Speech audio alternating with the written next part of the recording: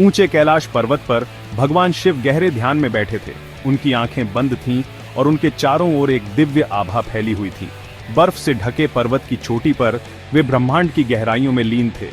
उनके ध्यान की शक्ति इतनी प्रबल थी कि पर्वत की हर बर्फ की कणिका उनकी ऊर्जा को महसूस कर सकती थी। उनका तीसरा नेत्र, जो आमतौर पर बंद रहता है, एक बार खुल गया। यह नेत्र केवल विशेष परिस्थितियों में ही खुलता है, जब ब्रह्मांड में कुछ असाधारण घटित हो रहा हो। जैसे ही उनका तीसरा नेत्र खुला, एक अद्भुत प्रकाश की किरण चारों ओर फैल गई। उन्होंने एक गांव देखा जिसकी जीवन रेखा सूख रही थी। यह गांव कभी हरे भरे खेतों और बहती नदियों से भरा हुआ था। अब वहां केवल सूखी धरती और बंजर भूमि ही दिख रही थी। गांव के लोग अपनी प्यास बुझाने के लिए तरस रहे थे। विश्वनगर, जो कभी समृद्ध था, अब चिलचिलाती धूप में सूख रहा था। यहाँ की समृद्धि और खुशहाली अब केवल एक याद बनकर रह गई थी। गांव के लोग अपने खेतों में काम करते थे, लेकिन अब वहां कुछ भी उगता नहीं था। कुएं सूख गए थे, फसलें मुरझा गई थीं। गांव के लोग अपने पशुओं के लिए चारा भी नहीं जुटा पा रहे थे। हर तरफ निराशा और हताशा का माहौल था। लोग अपने भविष्य के बारे में चिंतित थे। यहाँ तक कि शक्तिशाली नदी सरस्वती भी धूल की एक धारा बन गई थी। यह नदी कभी गांव की जीवन रेखा थी, लेकिन अब यह केवल एक सूखी धारा बनकर रह गई थी। नदी के किनारे बसे गांव अब वीरान हो गए थे। ग्रामीणों की चीखें शिव के कानों तक पहुंची। वे अपनी पीड़ा और दुख को व्यक्त कर रहे थे। उनकी आवाज में एक गहरी वेदना थी, जो किसी भी संवेदनशील हृदय को छू सकती थी। शिव ने उनकी चीखों को सुना और उनके दर्द को महसूस किया। उनकी बेबसी उनके हृदय में गूंज उठी। वे जानते थे कि इस स्थिति को अनदेखा नहीं किया जा सकता। ग्रामीणों की आंखों में एक उम्मीद की किरण थी, जो शिव की ओर देख रही थी। वे जानते थे कि केवल शिव ही उनकी मदद कर सकते हैं। उन्होंने उनका दर्द, उनका डर महसूस किया। शिव ने अपनी आंखें बंद कीं और गहरे ध्यान में चले गए। उन्होंने ब्रह्मांड की ऊर्जा को महसूस किया और एक समाधान खोजने का प्रयास किया। उनकी आत्मा में एक गहरी शांति थी, लेकिन साथ ही एक गहरी चिंता थी। इतना दुख, वे जानते थे, अनदेखा नहीं किया जा सकता। शिव ने अपने ध्यान की शक्ति को बढ़ाया और एक समाधान की खोज में जुट गए। वे जानते थे कि उन्हें कुछ करना होगा, ताकि गांव के लोग फिर से खुशहाल जीवन जी सकें। उनकी आत्मा में एक दृढ़ संकल्प था, जो उन्हें आगे बढ़ने के लिए प्रेरित कर रहा था।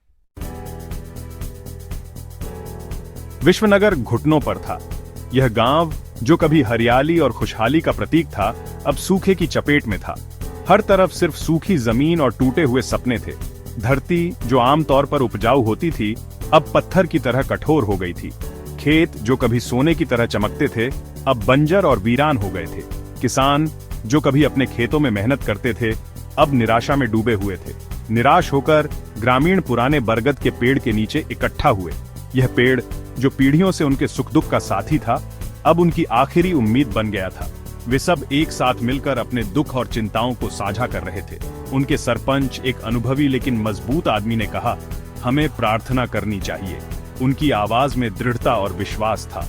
उन्होंने ग्रामीणों को याद दिलाया कि प्रार्थना में बहुत शक्ति होती है और यह समय है जब उन्हें अपने ईश्वर से मदद मांगनी चाहिए। केवल एक चमत्कार ही अब हमें बचा सकता है। उनकी आंखों में आशा और निराशा का मिश्रण था। ग्रामीणों ने अपने हाथ जोड़कर आसमान की ओर देखा, जैसे कि वे किसी दिव्य संकेत की प्रतीक्षा कर रहे हों। उनकी प्रार्थनाएं पीड़ा और आशा से भरी स्वर्ग तक पहुंची। हर एक शब्द में उनकी गहरी भावनाएं झलक रही थीं। वे अपने दिल की गहराइयों से प्रार्थना कर रहे थे, उम्मीद कर रहे थे कि उनकी आवाज सुनी जाएगी। महादेव, हम आपसे विनती करते हैं, हमें रास्ता दिखाओ। उनकी आवाज में एक गहरी विनम्रता और समर्पण था। वे अपने ईश्वर से मार्गदर्शन और सहायता की प्रार्थना कर रहे थे। हमारे गांव को बचाओ, हमारी जान बचाओ। उनकी प्रार्थनाएं एकजुटता और सामूहिकता का प्रतीक थी। वे सब एक साथ मिलकर अपने गांव को बचाने की प्रार्थना कर रहे थे, उम्मीद कर रहे थे कि उनकी प्रार्थनाएं सुनी जाएंगी और उन्हें इस संकट से बाहर निकाला जाएगा। शिव, उनकी दुर्दशा से द्रवित होकर हस्तक्षेप करने का फैसला किया। उनका विश्वास मजबूत है, उन्होंने धीरे से कहा। वे जानते थे कि उन्हें क्या करना है। वे उनके बीच चलेंगे, उनका मार्गदर्शन करेंगे, उन्हें रास्ता दिखाएंगे। खुद को एक साधारण यात्री में बदलकर वे कैलाश से उतरे। वे एक लाठी और एक कमंडल के अलावा कुछ नहीं लेकर आए। उनकी आंखें ग्रामीणों की आशा को दर्शा रही थीं। ग्रामीणों ने अजनबी को आते देखा। थके हुए, धूल से सने, फिर भी उनकी आंखें दया से चमक रही थीं। वे उनके साथ बैठे, उनके दुखों की कहानियां सुनी। जब बोलने की उनकी बारी आई तो उनकी आवाज शांत, आश्वस्त करने वाली थी। सरस्वती खोई नहीं है, उन्होंने कहा, वह सो रही है, हमें उसे जगाना होगा। एक साथ, कड़ी मेहनत और विश्वास के साथ हम पानी ढूंढेंगे। अजनबी के शब्दों से प्रेरित होकर ग्रामीणों ने हिम्मत जुटाई। उन्होंने अजनबी के ज्ञान द्वारा निर्देशित अथक परिश्रम किया। उसने उन्हें प्राचीन तकनीकें, छिपे हुए झरनों को खोजने के भूले हुए तरीके दिखाए। दिन हफ्तों में बदल गए। सूरज बेरहमी से चमक रहा था, फिर भी उन्होंने उम्मीद नहीं छोड़ी। उन्होंने अपनी एकता, अजनबी में अपने विश्वास और महादेव में अपनी आस्था से शक्ति प्राप्त की। फिर एक दिन ऐसा हुआ। यह एक साधारण दिन था, जैसे हर दिन होता है। सूरज की किरणें खेतों पर पड़ रही थीं और गांव के लोग अपने रोजमर्रा के कामों में व्यस्त थे। एक युवा लड़का दूसरों की तुलना में गहरा खोद रहा था, शायद किसी खजाने की तलाश में। उसकी आंखों में एक चमक थी, एक उम्मीद की किरण। उसने किसी कठोर चीज से टकराया, उसने धरती साफ की और उसकी आंखें चौड़ी हो गईं। यह कोई साधारण पत्थर नहीं था, यह कुछ और था। उसका दिल तेजी से धड़क रहा था। पानी, उसने चिल्लाया, पानी। उसकी आवाज पूरे गांव में गूंज उठी। साफ, ठंडे पानी का एक झरना फूट पड़ा, जैसे धरती ने अपनी गोद से अमृत उगला हो। यह पानी नहीं, जीवन था, जो आकाश में फूट पड़ा।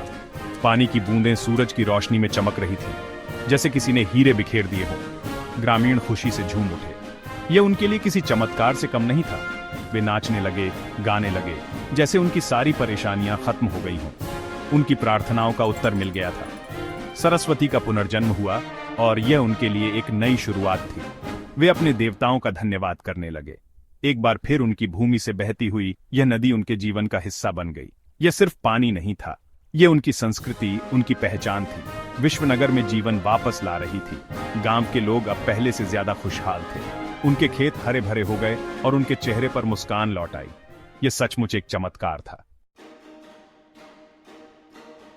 जैसे ही गांव ने जश्न मनाया, उनका उद्धारकर्ता अजनबी चुपचाप खिसक गया। उसने वह कर दिया था जो वह करने आया था। उसने उन्हें रास्ता दिखाया था। बरगद के पेड़ के नीचे, जहां उन्होंने प्रार्थना की थी, उन्हें छाल में उकेरा हुआ एक त्रिशूल मिला, जो हल्के से चमक रहा था। फिर उन पर यह बात प्रकट हुई, अजनबी कोई साधारण आदमी नहीं था, ये स्वयं महादेव थे जो उनके बीच चले थे।